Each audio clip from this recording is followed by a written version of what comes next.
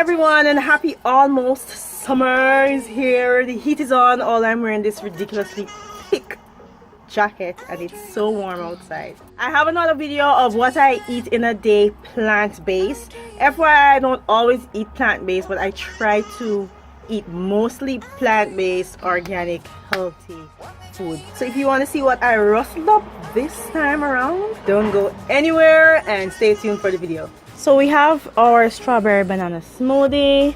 I just add some strawberries. These are frozen already. You don't have to do them frozen. In the last video I did them at room temperature.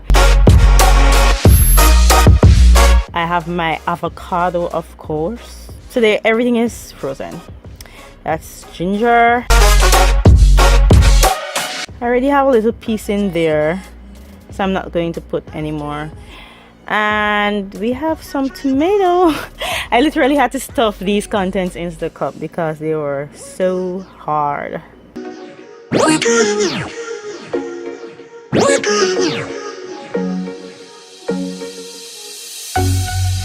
My banana.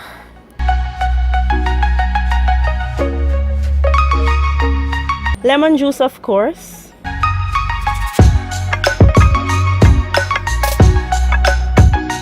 And some good old organic honey. It was kind of thick, so I had to scrape that off camera as I'm holding the phone with my other hand. And it's time to blend. It's upside down, guys. The camera is upside down. Forgive me. And I usually like to blend my smoothies until they're really smooth because they're more delicious that way. On to our curried pumpkin in coconut milk with boiled cassava. Okay, so we have some thyme, celery, garlic, pimento, ginger, Riri Pepper, onion, and our pumpkin. To the cassava, I put it to boil, or Yuca as some people know it as, and then I'm going to fry the seasonings while the cassava boils. And I forgot to burn my curry, so I'm putting it in the side. I'm kind of like trying to burn it, like it gives the curry a more nicer taste. So I like burning my curry. This is not really how I burn curry, but I tried doing something here. By the way, I used olive oil.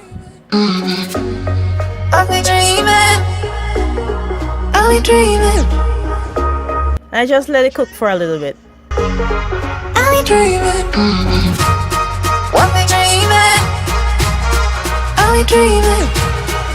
Now I add my pumpkin, my diced pumpkin.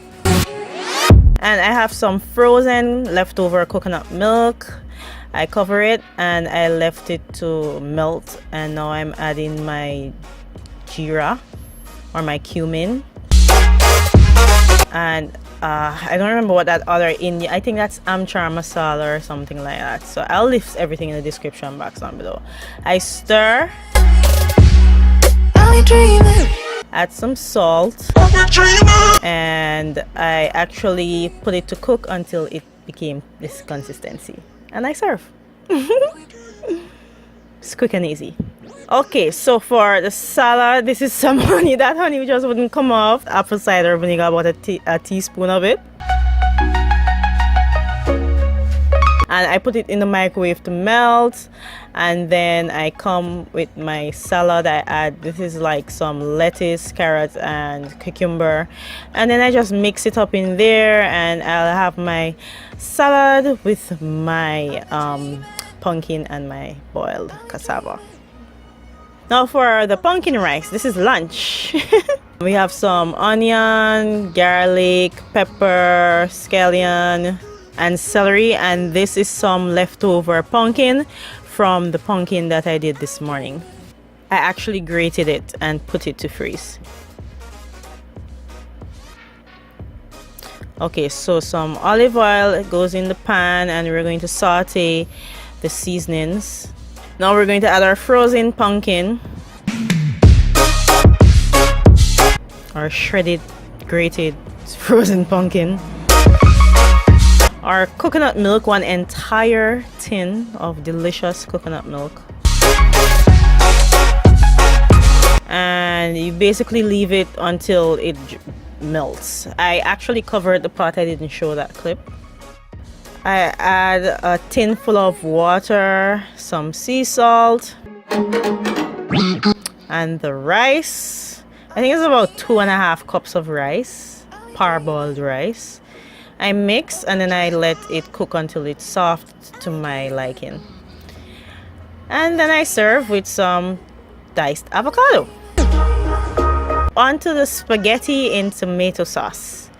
Okay, so we need 2 large tomatoes. We're gonna blend them in some water. Are we dreaming? Add them to the boil, or add the blend to a boil. I think I had this on medium heat because I didn't want it to splash on the stove. Some sugar, some more sea salt we have here, and some chopped parsley. Now guys, the chopped parsley is not as flavorful in pasta as dried parsley, basil, and oregano.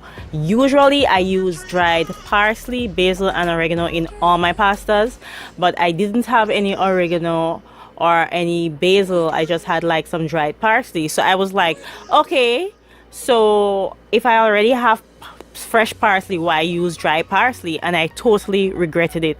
So if you're watching this now, please, I'm asking you, begging you, put dried herbs. It's so much more flavorful. Okay, back to the video. Okay, so I stir and I just let it boil there until I do some other stuff. And now we have our pepper, our garlic, our celery, and our onion. And we are going to add that spaghetti here to that pan. It's not the correct pan. I think this is whole grain spaghetti. I was just lazy and I didn't want to like mess up another pot. That's some sea salt, some olive oil so that the spaghetti won't stick to each other. I strain, and then to stop the cooking process and you don't want it to get soggy, I usually rinse it cold with water, cold water or room temperature water. Get all that heat out, stop the cooking process. Okay, so some more olive oil because we're gonna saute our seasonings. This is some fresh frozen vegetables like an oriental blend.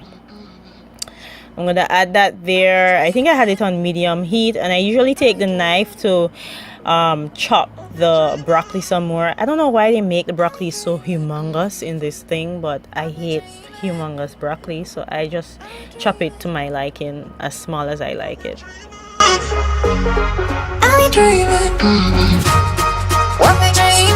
Now I add my spaghetti. I stir.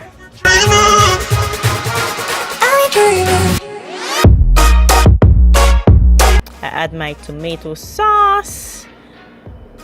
I really wished I had my herbs, my dried herbs in there, but I learned my lesson. I stir and then I serve. Alright, thanks guys for watching my video, and if you have any plant-based recipes or suggestions or videos or anything like that, just link it in the description box down below, and I'll also link a list of plant-based recipes that I've already added to the YouTube channel. Don't leave without subscribing. I'll see you in the next one. Bye.